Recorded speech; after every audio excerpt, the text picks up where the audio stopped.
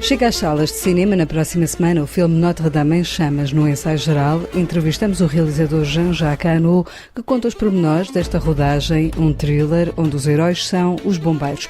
Mais à frente, conheça o cartaz do Festival 5L, que junta em Lisboa, em maio, dezenas de escritores. Ouvimos também o autor espanhol Manuel Vilas sobre o seu novo romance Os Beijos.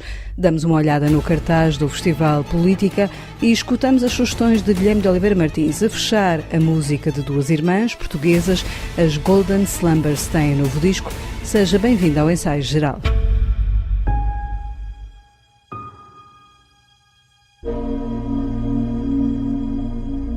Do realizador de filmes como Em Nome da Rosa ou 7 anos no Tibete, chega na próxima semana às salas de cinema o filme Notre-Dame em Chamas. O francês Jean-Jacques Hano explica ao ensaio geral que quis fazer um filme cheio de emoção sobre o incêndio que consumiu a Catedral, símbolo de França, mas também um dos monumentos mais visitados do mundo. C'est un projet, si vous voulez, qui m'a extraordinairement motivé parce que c'est le mélange. É um projeto que me motivou de forma extraordinária. É uma mistura entre um thriller, um grande espetáculo e uma história real. Se quiser, tem o mérito do grande cinema. Les mérites du vrai cinéma. Je regrette beaucoup que pendant une période. Lamento muito que durante um grande período de tempo as pessoas tenham estado impedidas de ir ao cinema por causa da pandemia. E pensei que era importante fazer um filme, depois da pandemia, que desse vontade às pessoas de regressarem a uma sala de cinema e partilharem com os outros as suas emoções. De cinéma et de partager avec d'autres des émotions et que a realidade é por vezes apaixonante, emocionante e surpreendente e tem uma série de semelhanças com a verdade. Avec une série d'invraisemblances qui sont pourtant vraies. Nesta passagem por Lisboa para promover Notre-Dame em Chamas, o realizador Jean-Jacques Hano conta que a vontade para fazer este filme não nasceu no dia do próprio incêndio, que só avançou para o filme porque este acontecimento dramático não provocou vítimas, mas não quis fazer um documentário. No centro da ação estão os heróis sem nome, que são os bombeiros. Eh bien, on est plutôt sur l'héroïsme de gens ordinaires. Estamos perante o heroísmo de pessoas anónimas. É isso que é muito tocante. São pessoas que não têm a pretensão de dizer que são heróis. Eu estou cansado dos filmes de super-heróis. Acho que isso é de uma debilidade trágica. Eu sempre gostei de ver que há gente que arrisca, que põe a sua vida em perigo para salvar outras vidas e nem se fala disso. Isso, francamente, é que é profundamente admirável. Não é uma especialidade dos bombeiros de Paris, mas fico tocado por ver que é uma profissão de vocação. E eu não pensava nisso até este filme. Foi o que me apaixonou. Qui est une profession de vocation. Et je ne le savais pas en démarrant le film. Vous voyez, ce qui me passionnait. Donc ça, si vous voulez, c'est. Se quiser, isto é matéria cinematográfica formidável para um filme de tensão forte e grande espetáculo. Foi por isso que eu hesitei em fazer o filme, porque achei que teria 30 mil concorrentes. J'ai hésité à me lancer là-dedans, pensant qu'il y avait à avoir 30 000 concurrents.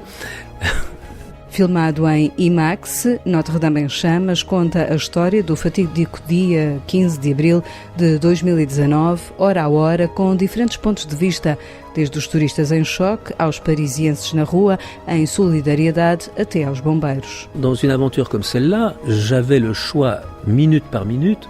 Numa aventura como esta, eu escolhi contar minuto a minuto entre 400 pontos de vista diferentes.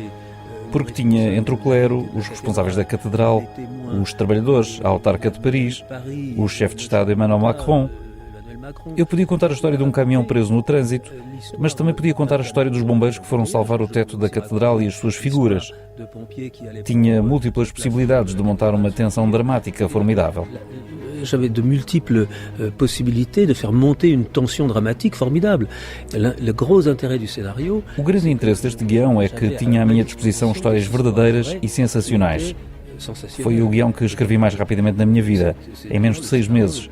Depois foram mais 6 meses de investigação e um de preparação. Normalmente levo mais tempo. Preparação de scénario, généralement je mets plus longtemps. Com o argumento de Thomas Beidigan, Jean-Jacques Hano fez um filme sobre a tragédia da Catedral, recorrendo a imagens filmadas por populares. J'aime bien trouver des formules. Eu gosto de encontrar fórmulas que ainda não tenham sido muito exploradas.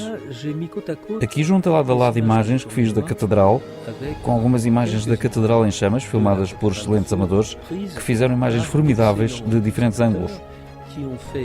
Para conseguir essas imagens, lancei um repto pela internet para me enviarem vídeos. E recebi na primeira semana 100 mil vídeos. Eram imagens excepcionais e muito bonitas. Des images assez exceptionnelles, très puissamment belles. Notre-Dame em Chamas é a primeira longa-metragem que Jean-Jacques Hano filma em França depois de mais de 40 anos de carreira. Foi como um regresso a casa ao filmar a catedral que fica próxima da sua morada. J'ai été amené por des raisons très matérielles de faire mes films en dehors de France. Foi por razões materiais que fiz sempre filmes fora de França. Simplesmente nunca tive financiamento em França. Ninguém queria apoiar filmes como Em Nome da Rosa ou A Guerra do Fogo. Achavam que ninguém queria ver esses filmes bizarros. Houve sempre dificuldades porque eu sempre me aventurei em projetos atípicos. Mas penso que é a função da criação cinematográfica propor algo novo. Se é para fazer o mesmo, nisso os americanos são muito fortes.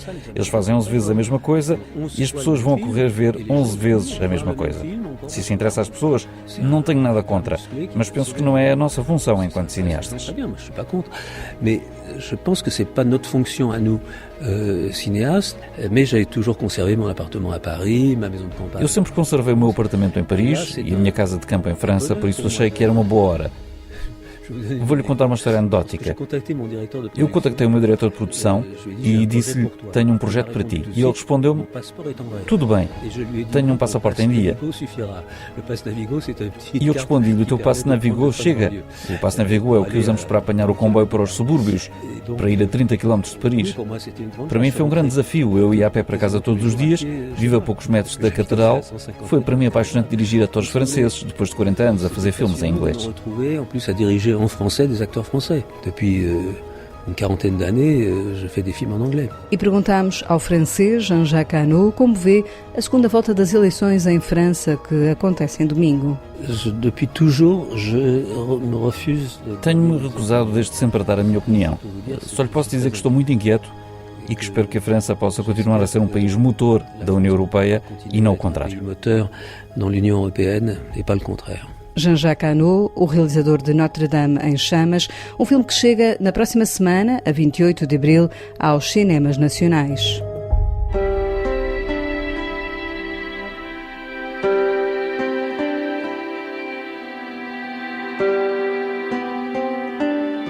Os Beijos é o mais recente livro do escritor espanhol Manuel Vilas. Nele, o autor conta-nos a história de Salvador, um professor reformado que, perante a pandemia, se refugia numa casa na montanha e acorda para um novo amor. Eu sou um grande vitalista. Para mim, a vida é sagrada. Eu sou um grande defensor da vida. Para mim, a vida é sagrada. O vírus e a pandemia atacaram a vida. Acho que há inimigos da justiça, da vida, da felicidade de viver. A minha literatura é como uma luta contra os inimigos da vida. O vírus era um inimigo da vida, por isso inventei uma história de amor para a opor à pandemia. A pandemia converteu o mundo numa coisa triste. As pessoas tinham medo de viver. Havia uma angústia e desconfiança na vida. Pensei que a forma de voltar a confiar na vida e a ter uma felicidade de viver era através de uma história de amor. Por isso, Os Beijos é um livro escrito contra a angústia do vírus e da pandemia. Editado pela Alfaguara, Os Beijos é um romance onde Manuel Vilas faz um elogio também a um dos maiores clássicos da literatura espanhola, a obra de Cervantes. Lê El Quijote e vê nesse livro... Lê o Dom Quixote e vê nesse romance de Cervantes uma personagem. O Dom Quixote, que é um sonhador, uma pessoa que construiu uma utopia, que se apaixonou por uma personagem inventada que é Dulcinea de Toboso. Mas para ele, parece-lhe que Dom Quixote é um modelo de vida romântico, utópico e idealista. A ele interessa-lhe, vê nele uma forma de viver e identifica-se com Dom Quixote. Forma de viver que se identifica com Dom Quixote. Ao futuro leitor, Manuel Vilas lembra que Os Beijos é um livro sobre dois dos temas centrais da vida. Os dois necessitam enamorar-se. Eles precisam de se apaixonar. O romance quer deixar a mensagem aos leitores que é preciso apaixonarmos-nos. A vida sem amor é pobre. Há dois temas na literatura, a morte e o amor. Aqui estão os dois, e são dois temas importantes. porque são as duas grandes experiências que vivemos como seres humanos. Vivemos a experiência do amor e da morte, que são a experiência do tempo. Manuel Vilas, o autor dos Beijos, que também já publicou em Portugal pela Alfaguara os romances Em Tudo Havia Beleza e De Repente a Alegria.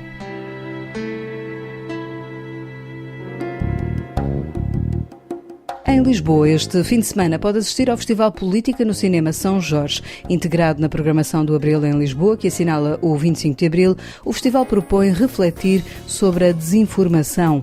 Bárbara Rosa dá 2 exemplos do que pode ver com entrada gratuita já este sábado. Nós, no sábado amanhã, temos a estreia de um documentário da autoria do Tiago Pereira, do responsável pela música portuguesa A Gostar Dela Própria, em coprodução com o Festival Política, denominada Música Invisível, sobre a invisibilidade da música cigana, o não reconhecimento do contributo da cultura cigana para a cultura portuguesa. Portanto, destaco este documentário que passará na Sala Manuel Oliveira às 18 horas de sábado. A entrada em todas as atividades é livre e todos os conteúdos orais têm tradução para a língua gestual portuguesa e todos os filmes, inclusive os portugueses, como é o caso, são legendados para serem acessíveis à comunidade surda. Amanhã às 9h30 teremos um espetáculo do Hugo van der Ding, título A Grande Mentira. Ele promete-nos uma viagem aos grandes mitos e enganos da nossa história. Vai ser, tal como o Hugo nos habituou,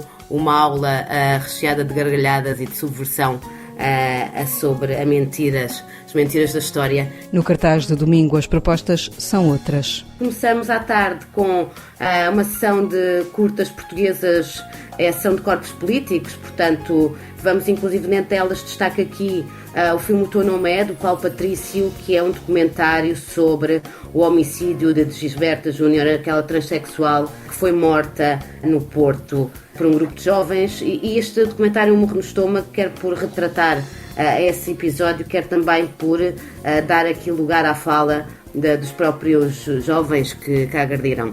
Depois continuamos com cinema e fechamos às 18 horas com uma conversa e uma performance intitulada Negras, de curadoria da Batuman, que é uma plataforma digital de promoção da arte negra no espaço da lusofonia, e vamos aqui também ouvir e aprender um pouco sobre o racismo relativamente às mulheres negras e artistas, portanto aqui é uma dupla invisibilidade. No Festival Política, criado pela Associação Isonomia e que tem coprodução da EGEAC e da Produtores Associados, poderá ainda haver 2 exposições, uma delas de fotografia e da artista Pauliana Valente Pimentel e outra intitulada Reconstituição Portuguesa. Se nos ouvir em Braga, saiba que o Festival Política vai depois viajar até à cidade dos Arcebispos de 5 a 7 de maio.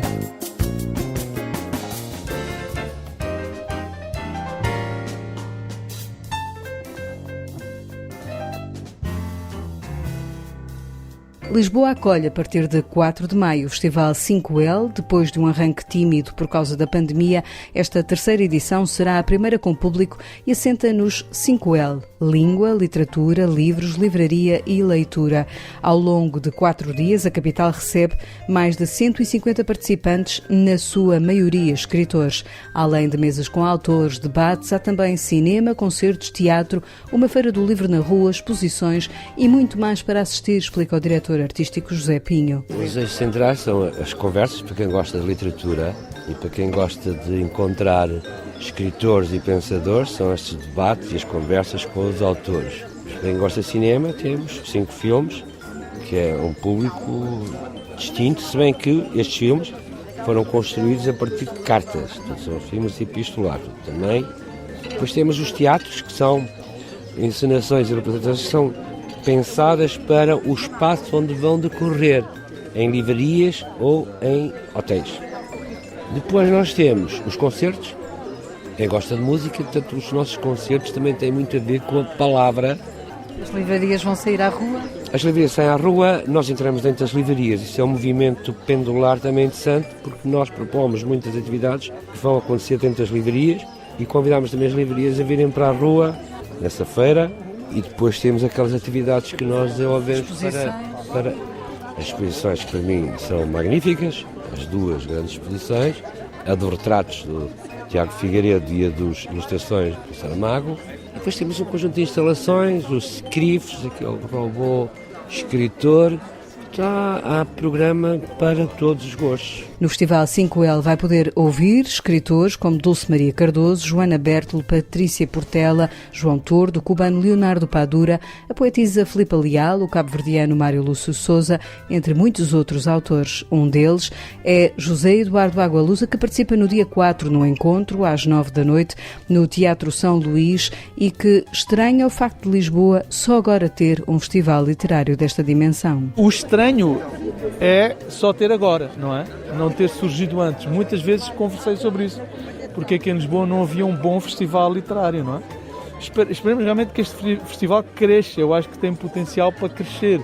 Porque Lisboa precisa, Portugal precisa, não é? Eu acho que Lisboa deveria ser, por todas as razões, uma cidade com um festival literário de língua portuguesa, dedicado à língua portuguesa, à literatura em língua portuguesa, capaz de atrair não só escritores e leitores de todos os países de língua portuguesa, mas também capaz de atrair agentes literários, por exemplo, não é? Não há nenhum festival que seja um festival de vendas de direitos na língua portuguesa.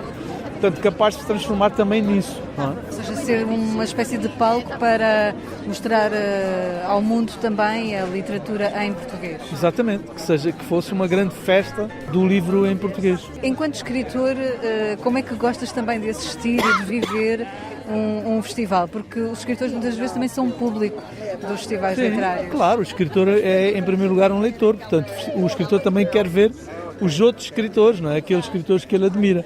E, por outro lado, é uma possibilidade de ter contacto direto com o leitor e de perceber como é que os livros são recebidos. Em espaços diversos, como a Associação 25 de Abril, diversas livrarias, no Teatro São Carlos, mas também em várias bibliotecas de Lisboa, como a do Palácio Galveias, vão decorrer também debates. Há filmes na Sala do Cinema Ideal e teatro programado pela atriz Cristina Carvalhal. No fundo é um ciclo de 3 leituras encenadas, que desenha um bocadinho um percurso geoliterário, ou seja, podemos fazer isto no mesmo dia, podemos percorrer os 3 sítios e percorremos um bocadinho desde os anos 20 aos anos 20. Passamos pelo escândalo literário de Sodoma, em que visitamos autores como a Judite Teixeira, que está dentro daquele grupo do Boto e do Raul Leal, que nunca é falada e que teve neste escândalo também de apreensão de livros nos anos 20, apreensão e queima de livros. E depois passamos para a Natália Correia, para um sítio lindíssimo que é o Hotel Britânia, hoje Britânia, na altura Império, que é um projeto do Cassiano Branco e que continua a guardar toda essa magia daquela Art Deco e que era o salão de festas da Natália Correia. Portanto, visitamos um pouco o universo da Natália Correia e depois vamos para a livraria Almedina Rato, onde já mais contemporaneamente a Gisela Casimiro faz um pouco esta ligação à Clarice Lispector e cruza assim o universo dela com o universo da Clarice Lispector. Há também exposições para ver, uma delas intitulada Páginas de Saramago, que vai decorrer em frente à Casa dos Bics em Lisboa, onde 25 ilustradores traduzem em desenho a literatura do Prémio Nobel José Saramago.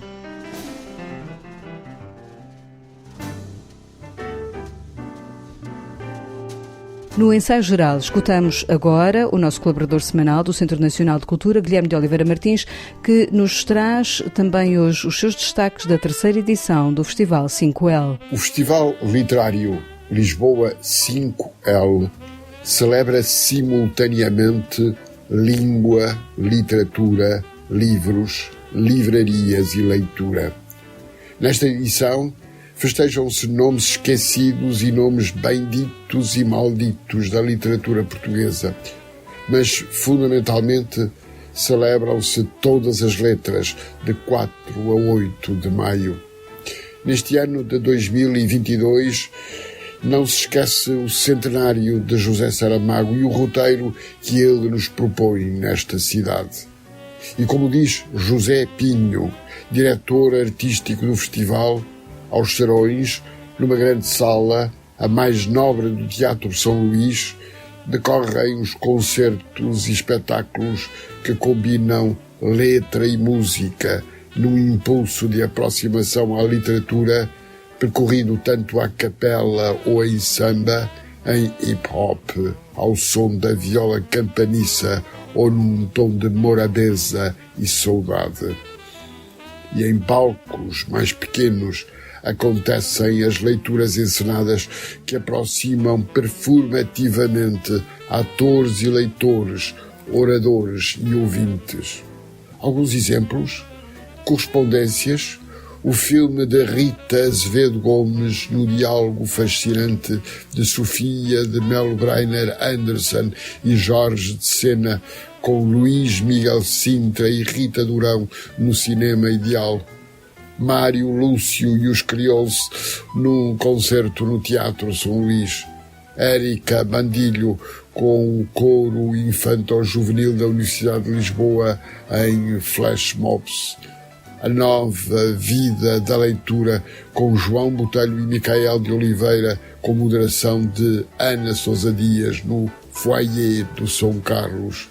E mesas de autor, com Leila Slimani, Dulce Maria Cardoso, José Eduardo Agualusa, Francisco Duarte Mangas, Jean-Pierre Simeon, Leonardo Padura, Isabel Minhós Martins, Madalena Matoso, Laurine Rosselet, Filipe Leal, Yara Monteiro, Mário Lúcio de Souza, Sandro William Junqueira, José Gardiazabal, João Tordo, Joana Bertolo, Patrícia Portela. Será difícil não perder alguma coisa de essencial. É preciso, por isso, estarmos atentos ao aliciante programa destas letras que não se esgotam.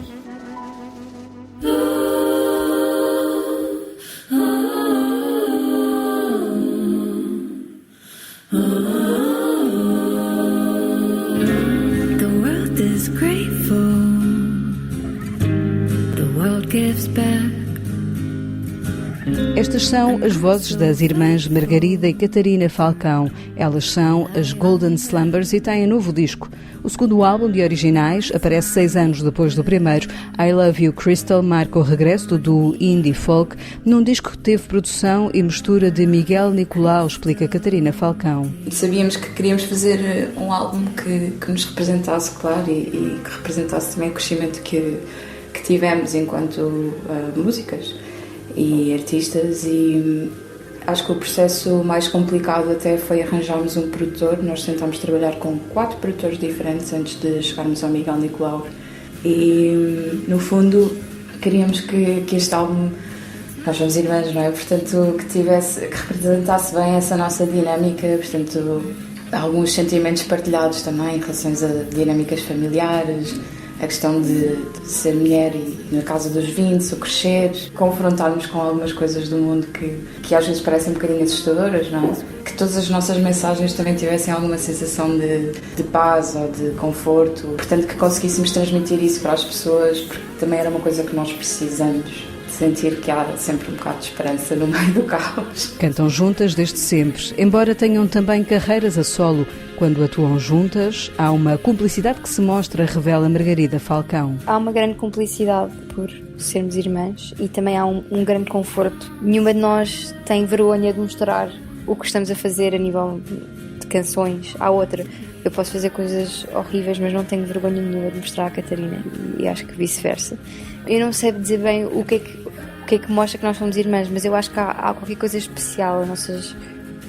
Temos uma sintonia especial, uma forma de harmonizar que eu acho que é muito própria. Eu acho que é uma coisa que as irmãs têm mais facilidade e mais naturalidade do que se fôssemos amigas ou seja o que for.